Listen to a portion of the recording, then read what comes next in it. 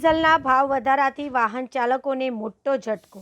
Iran America તણાવ વચ્ચે food oil બજાર ગરમાયું, પેટ્રોલ પંપો પર ભીડ। દેશભરમાં પેટ્રોલ અને ડીઝલના ભાવમાં થયો વધારો। થયેલા વધારાથી વાહન ચાલકોને મોટો આર્થિક ઝટકો લાગ્યો છે। નવા દર મુજબ આજે પેટ્રોલના ભાવ વધીને ₹97.51 પ્રતિ લિટર થયો છે, જ્યારે ડીઝલનો ભાવ સીધો ₹93 પ્રતિ લિટર સુધી પહોંચી ગયો છે। ઈરાન અને અમેરિકા વચ્ચે વધતા તણાવના કારણે વૈશ્વિક ફૂડ ઓઇલ બજારમાં ભારે ઉથલપાથલ જોવા મળી રહી છે। આંતરરાષ્ટ્રીય બજારમાં કાચા તેલના ભાવ ઉછળતા તેની સીધી અસર દેશના ઇંધણ બજાર પર પડી હોવાનું માનવામાં આવી રહ્યું છે।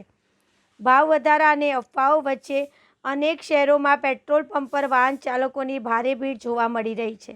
લોકો આગોતરા ઇંધણ ભરાવવા માટે પેટ્રોલ પંપ ઉપર ઉમટી પડ્યા હતા। આ દરમિયાન વડાપ્રધાન નરેન્દ્ર મોદીએ પણ ઇંધણ બચાવવા માટે શક્ય હોય ત્યાં સુધી વર્ક ફ્રોમ હોમ અપનાવવાની અપીલ કરી હોવાનું ચર્ચાઈ રહ્યું છે।